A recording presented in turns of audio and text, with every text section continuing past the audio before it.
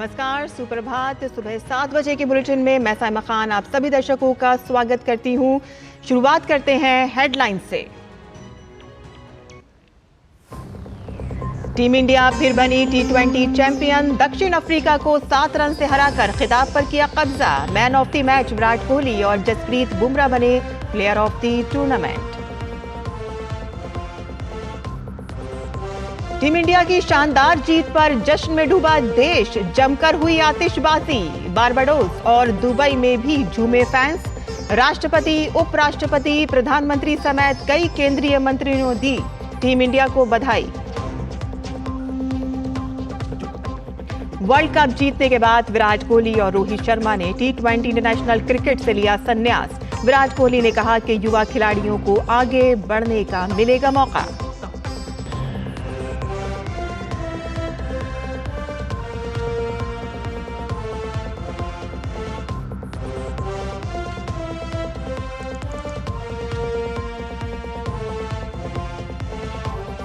प्रधानमंत्री नरेंद्र मोदी आज 11 बजे आकाशवाणी से मन की बात कार्यक्रम के जरिए लोगों के साथ विचार करेंगे साझा।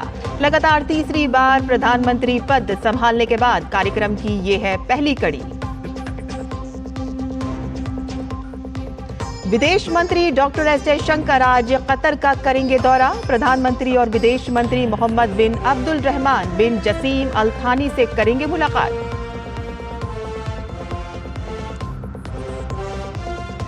दिल्ली एनसीआर में आज बारिश के लिए ऑरेंज अलर्ट जारी। मौसम विभाग ने दी लोगों को घर से बाहर निकलने से पहले ट्रैफिक स्टेटस चेक करने की सलाह। और अब समाचार विस्तार से। भारत एक बार फिर से क्रिकेट का वर्ल्ड चैंपियन बन गया है। भारतीय टीम ने दक्षिण अफ्रीका को फाइनल में हराकर T20 वर्ल्ड कप 2024 की ट्रॉफी जीत ली है। विराट कोहली को शानदार अर्धशतकीय पारी के लिए मैन ऑफ द मैच घोषित किया गया।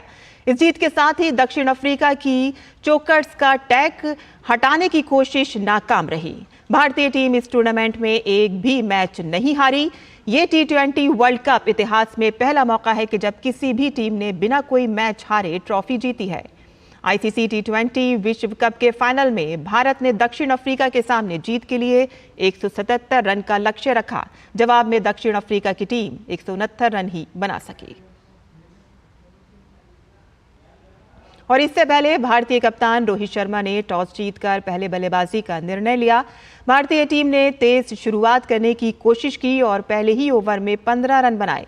हालांकि दूसरे ओवर में रोहित शर्मा 2 चौके मारने के बाद केशव महाराज की गेंद पर आउट हो गए और इस ओवर में महाराज ने ऋषभ पंत को 0 पर आउट करके टीम इंडिया को एक बड़ा झटका दिया। सूर्य कुमार 3 रन बनाकर आउट हुए और इसके बाद आए अक्षर पटेल ने विराट कोहली के साथ मिलकर तेजी से रन बनाए और टीम का स्कोर 100 के पार पहुंचाया। अक्षर पटेल 31 गेंद पर 47 रन बनाकर आउट हुए। दूसरे छोर पर कोहली ने अर्धशतक पूरा किया। वो तेजी से रन बनाने के चक्कर में 59 गेंद पर 76 रन की शानदार पारी खेली। शिवम दुबे 27 रन बनाकर आउट हुए। भारत ने निर्धारित 20 ओवर में 7 विकेट पर 176 रन बनाए।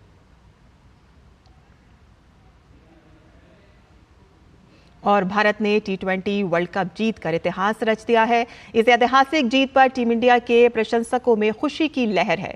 देश भर में जगह जगह लोग जीत के जश्न में डूबे हुए हैं। कई जगहों पर फैंस ने आतिशबाजी भी की। भारत की जीत की खुशी में क्रिकेट प्रेमी बोले, इंडिया इंडिया।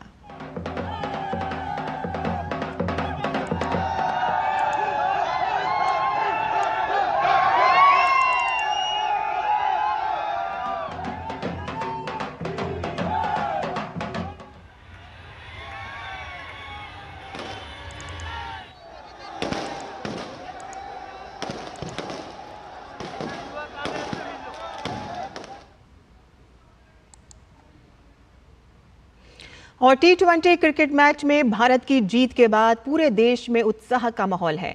भारतीय टीम की इस जीत पर क्रिकेट प्रेमियों ने कहा कि हमें इस दिन का वर्षों से इंतजार था।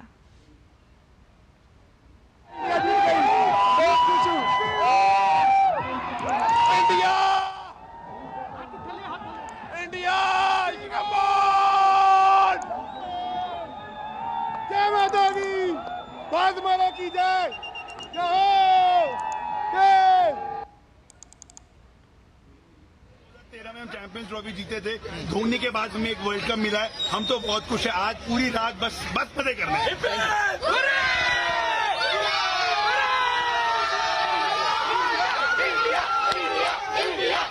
इंडियन का विश्वास जो इंडिया टीम के ऊपर था, इंडियन के प्लेयर्स उसको प्रूव करके दिखाया है। भारत माता की। क्या कहेंगे, बड़ा क्लोज मैच जीता इंडिया। और दुबई में भी टीम इंडिया की जीत का जश्न मनाया गया।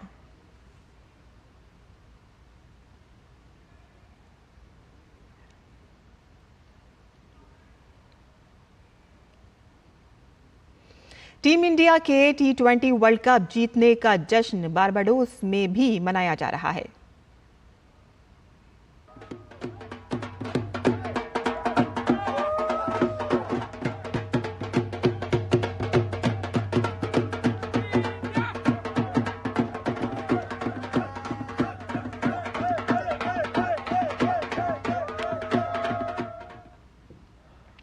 भारतीय क्रिकेट टीम के विश्व विजेता बनने के बाद विराट कोहली ने T20 इंटरनेशनल फॉर्मेट से संन्यास का ऐलान कर दिया है। कोहली ने कहा है कि ये मेरा आखिरी T20 वर्ल्ड कप था। कोहली ने यह भी कहा कि अब समय आ गया है कि अगली जनरेशन T20 गेम को आगे ले जाए। विराट कोहली के बाद टीम इंडिया के कप्तान रोहित शर्मा ने भी T20 इंटरनेशनल से संन्यास लेने की घोषणा की। रोहित शर्मा हालांकि भारत के टेस्ट और वनडे क्रिकेट मैच खेलना जारी रखेंगे। रोहित शर्मा की अगुवाई में टीम इंडिया 17 साल बाद T20 वर्ल्ड कप जीतने में कामयाब रही।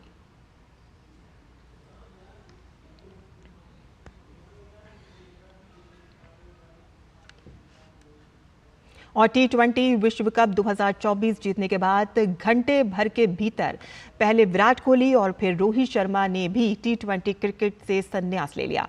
भारतीय टीम के दो दिग्गज सितारों के संन्यास पर उप कप्तान हार्दिक पांड्या ने कहा कि दोनों ही प्लेयर्स क्रिकेट के हर फॉर्मेट के चमकते सितारे हैं। उन्होंने कहा कि टीम हमेशा ही उन्हें मिस करेगी। Very happy for Ro and Virat. It has been, I think, very special. You know, two giants of Indian cricket, two legends of Indian cricket, who I think thoroughly deserved this. And it's been so amazing playing with them for so many years in this format. And obviously, we all will miss them. But at the same point of time, I think this is the best farewell as a teammate and as brotherhood which we have created in this group we can give them. I mean, they've been giants. I can't say much about them. They've been legends in this field. I mean, all formats, not just this format, but definitely, very happy for them to end like this. और भारत ने T20 world cup जीतकर इतिहास रच दिया है। इस ऐतिहासिक जीत पर राष्ट्रपति, उपराष्ट्रपति, प्रधानमंत्री, खेल मंत्री और कई केंद्रीय मंत्रियों ने बधाई दी है। राष्ट्रपति द्रौपदी मुर्मू ने भारतीय टीम को बधाई देते हुए सोशल मीडिया साइट X पर लिखा कि T20 विश्व कप जीतने के लिए टीम इंडिया को हार्दिक बधाई। कभी ना हार मानने की भावना के साथ टीम ने कठिन परिस्थितियों का सामना किया और पूरे टूर्नामेंट में उत्कृष्ट कौशल का प्रदर्शन किया। फाइनल मैच में यह असाधारण जीत थी। शाबाश टीम इंडिया, आप पर हमें नाज है।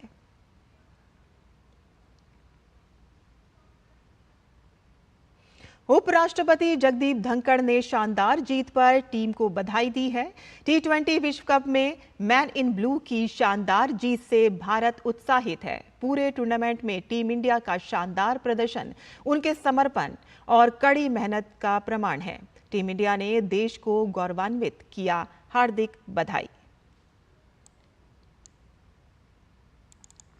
और प्रधानमंत्री नरेंद्र मोदी ने टीम इंडिया को बधाई दी। सोशल मीडिया मंच X पर बधाई देते हुए उन्होंने लिखा कि चैंपियंस, हमें भारतीय क्रिकेट टीम पर गर्व है। ये मैच ऐतिहासिक था।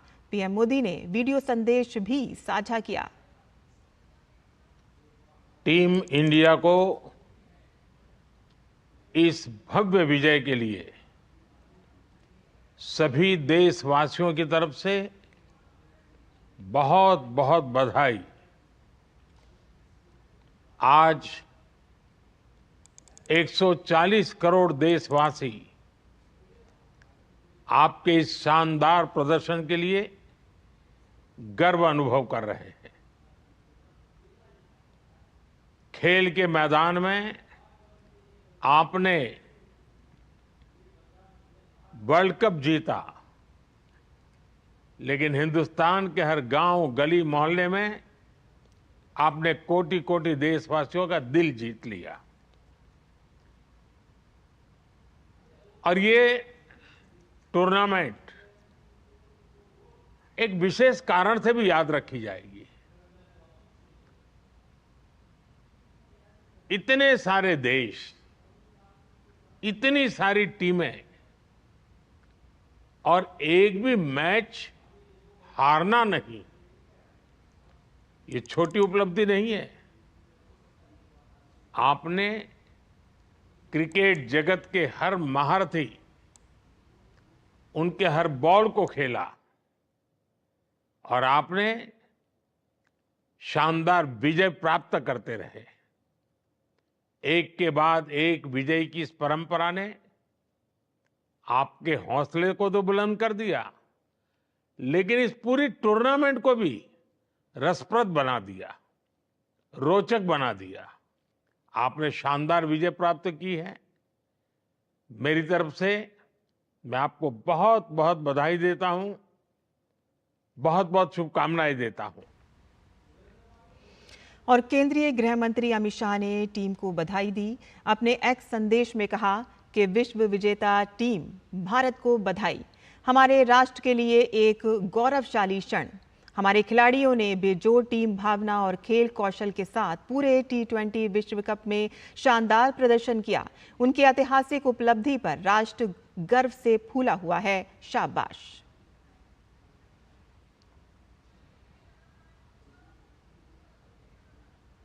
और यहां बुलेटिन में हम रुकते हैं एक छोटे से ब्रेक के लिए। आप देखते रहिए DT न्यूज। जिन्होंने यूज किया है वो जानते हैं असली हींग का स्वाद। MDH सुपर हींग, शुद्धता का असली तड़का। MDH मैं क्या जी, सब जानते हैं, जहां दिखे मारियो, अपना समझ के खा लियो। स्वाद से सबको दीवाना कर दे, दीवाना कर दे। पता का चाय, गजब का स्वाद। डॉक्टर ऑर्थो ऑयल के रेगुलर मसाज से जॉइंट हेल्थी रहते हैं। और अगर प्रॉब्लम बहुत पुरानी है तो डॉक्टर ऑर्थो कैप्सूल्स साथ लेना ना भूलें। अब दर्द भी घुटने टेकेगा। बात जब पीढ़ियों के लिए बनने वाले घर की हो तो जिम्मेदारी बड़ी हो जाती है। गैलेंट समझता है ये जिम्मेदारी। अब डबल M रिब्स के साथ गैलेंट एडवांस TMT रीबार, निर्माण का रियल हीरो। चुटकुला समझ नहीं आया? समझ तो ये नहीं आता कि खेत धान का या खरपतवार का। तो इसमें समझना क्या है दोस्त? ले आओ धान के खरपतवारों का स्पेशलिस्ट ग्रीन लेबल। IIL के ट्रैक्टर ब्रांड का ग्रीन लेबल, धान के खरपतवारों का स्पेशलिस्ट। अब तक टेस्टी राजमा बनाना नहीं आया। बिना MDH राजमा मसाला के टेस्टी राजमा कैसे बनेगा? MDH राजमा मसाला। क्या स्वादिष्ट राजमा बनाए। MDH। और ब्रेक के बाद आप सभी दर्शकों का एक बार फिर से स्वागत है। आगे बढ़ते हैं। प्रधानमंत्री नरेंद्र मोदी आज सुबह 11 बजे आकाशवाणी पर मन की बात कार्यक्रम में देश और विदेश में लोगों के साथ अपने विचार साझा करेंगे। पीएम मोदी के लगातार तीसरी बार प्रधानमंत्री पद संभालने के बाद मन की बात का ये पहला कार्यक्रम होगा। इसका सीधा प्रसारण आकाशवाणी और दूरदर्शन के समूचे नेटवर्क पर उपलब्ध होगा। नागरिक स्वच्छता, स्वयं सेवा, जल संरक्षण, फिट इंडिया, परीक्षा या महिला सशक्तिकरण जैसे विषयों पर प्रधानमंत्री मोदी ने जनता से सुझाव मांगे थे।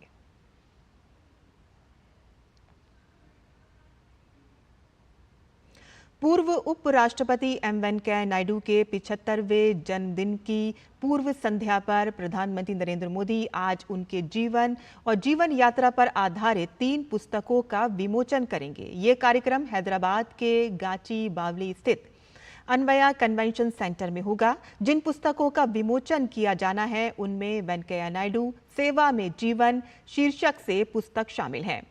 संकलित सचित्र पुस्तक भारत का जश्न भारत के 13वें उपराष्ट्रपति के रूप में वेंकैया नायडू का मिशन और संदेश और तेलुगु भाषा में लिखित सचित्र जीवनी महानेता श्री वेंकैया नायडू का जीवन और उनकी जीवन यात्रा का विमोचन भी प्रधानमंत्री नरेंद्र मोदी करेंगे।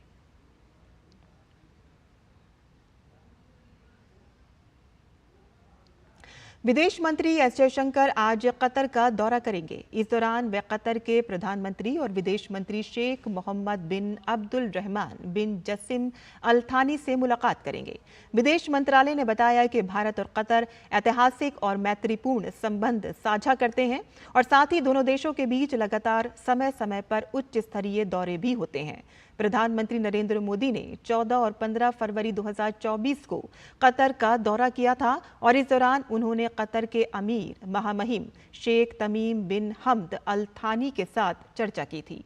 जयशंकर की खाड़ी देशों की ये यात्रा दोनों पक्षों को राजनीतिक, व्यापार, निवेश, ऊर्जा, सुरक्षा, संस्कृति, यहाँ के लोगों के आपसी हित और साथ ही क्षेत्रीय और अंतर्राष्ट्रीय मुद्दों सहित द्विपक्षीय संबंधों के विभिन्न मुद्दों की समीक्षा करने में मदद करेंगे।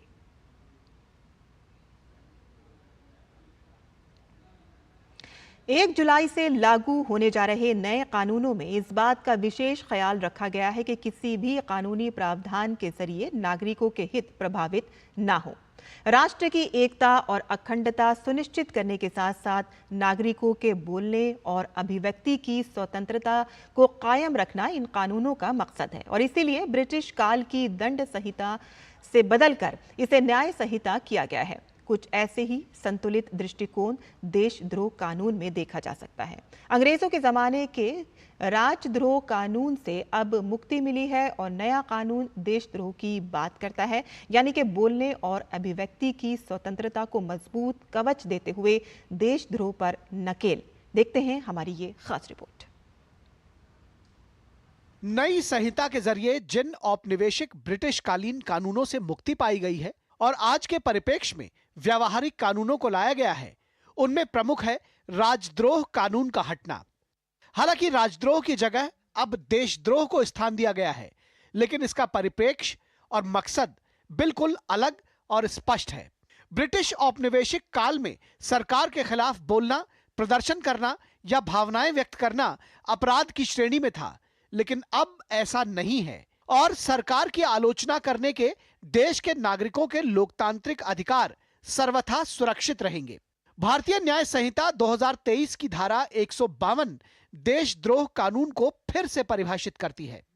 आईपीसी की धारा 124A सरकार के खिलाफ कृत्यों को संबोधित करती थी और इसमें दोषी को 3 साल से लेकर उम्र कैद तक की सजा का प्रावधान था, जबकि भारतीय न्याय संहिता की धारा 152 देश की संप्रभुता, एकता और अखंडता को खतरे में डालने वाले कार्यों पर केंद्रित है। स्पष्ट है कि स्वतंत्र भारत के लोकतांत्रिक हितों ने औपनिवेशिक हितों की जगह ले ली है।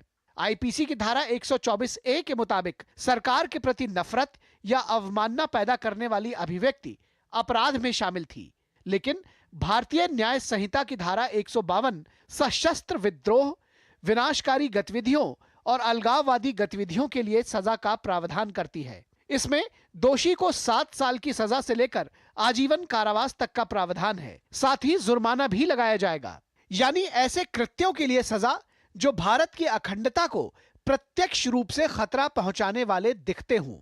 नए कानून के तहत सरकारी नीतियों और कार्यों की आलोचना पर सजा का प्रावधान नहीं है।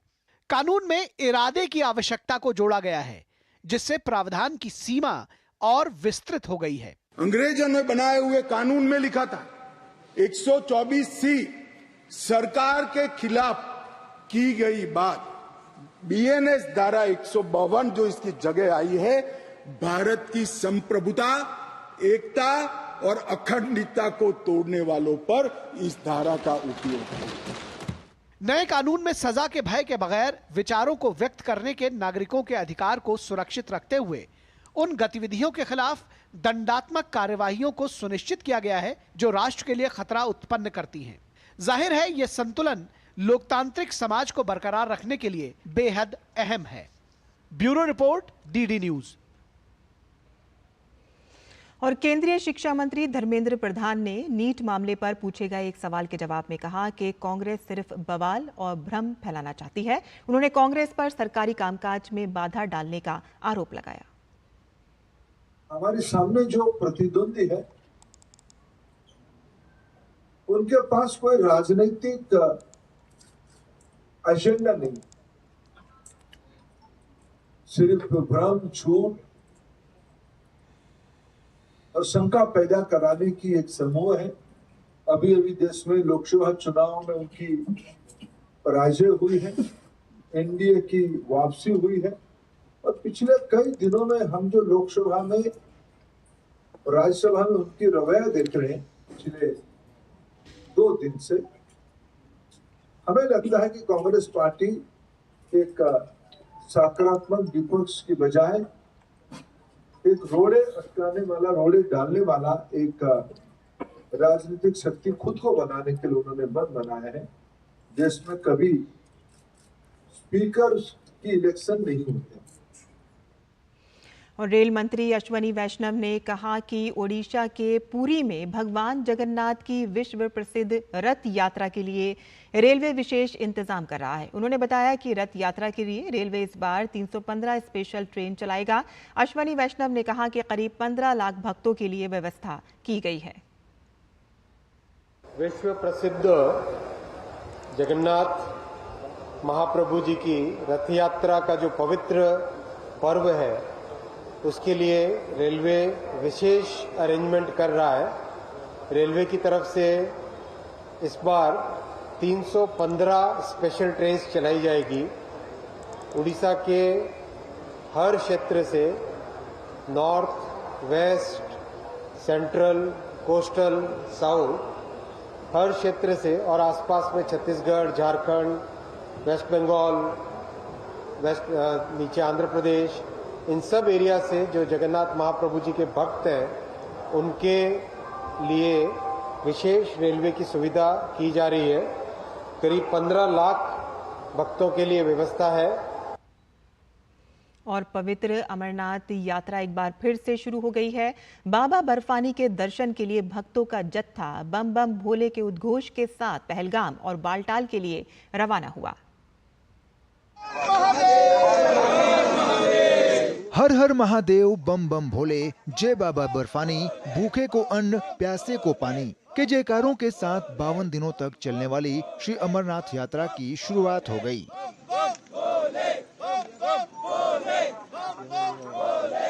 बालटाल और पहलगाम कैंप से शनिवार सुबह तीर्थयात्रियों का पहला जत्था बाबा बर्फानी के दर्शन के लिए रवाना हुआ। ये यात्रा अनंतनाग में पारंपरिक 48 किलो लंबे नूनवान पहलगाम मार्ग और गांदरबल में 14 किलोमीटर छोटे लेकिन कठिन बालटाल मार्ग से गुजरेगी।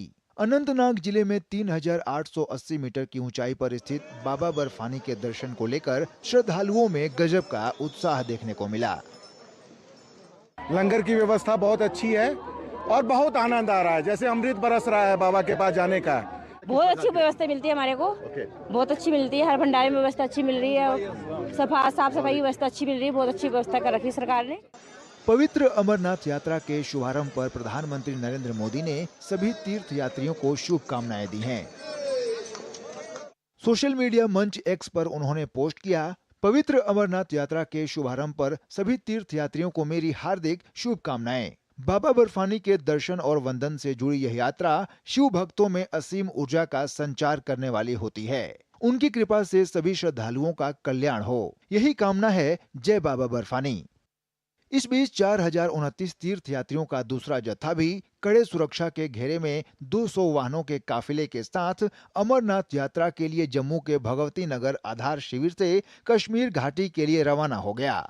जम्मू बेस कैंप से अब तक 8632 तीर्थयात्री अमरनाथ यात्रा के लिए रवाना हो चुके हैं। पहलगाम मार्ग से जाने वालों को मंदिर तक पहुंचने में 4 दिन लगते हैं, जबकि बालटाल मार्ग से जाने वाले लोग दर्शन के बाद उसी दिन वापस लौट आते हैं। इस साल यात्रा को सुचारू और किसी भी दुर्घटना से बचाने के लिए दोनों आधार शिविरों और गुफा मंदिर में सुरक्षा के व्यापक प्रबंध किए गए हैं। Salute to all the army. First of all मैं उनको सबसे बड़ा थैंक यू बोलना चाहूंगी, क्योंकि उनकी वजह से दिन रात सब कुछ हमारे लिए जितनी भी सेफ्टी प्रोवाइड हो रही है वो उनकी वजह से ही हम लोग यहाँ पे हैं। और हर हर महादेव। सुविधा एक नंबर, JN की पुलिस की भी और CRPF वालों की भी और JN के गवर्नमेंट की भी, बहुत अच्छा लगा। 52 दिनों तक चलने वाली अमरनाथ यात्रा 19 अगस्त को रक्षाबंधन और श्रावण पूर्णिमा के त्योहार के साथ समाप्त होगी। प्रशासन का कहना है कि यात्रियों की भीड़ को नियंत्रित करने के लिए रेलवे ने 3 जुलाई से अतिरिक्त ट्रेनें जोड़ने का फैसला किया है। दोनों मार्गों पर यात्रियों के लिए हेलीकॉप्टर सेवाएं भी उपलब्ध हैं। इस साल अमरनाथ यात्रा के लिए 3.5 लाख से ज्यादा लोगों ने रजिस्ट्रेशन कराया है। 26 जून से ऑफलाइन रजिस्ट्रेशन शुरू हो चुका है। पिछले साल 4.5 लाख से अधिक तीर्थयात्रियों ने गुफा मंदिर में दर्शन किए थे। Bureau report, DD news. तो इस बुलेटिन में बस इतना ही। हमें अनुमति दें, लेकिन आप देखते रहिए डीडी न्यूज।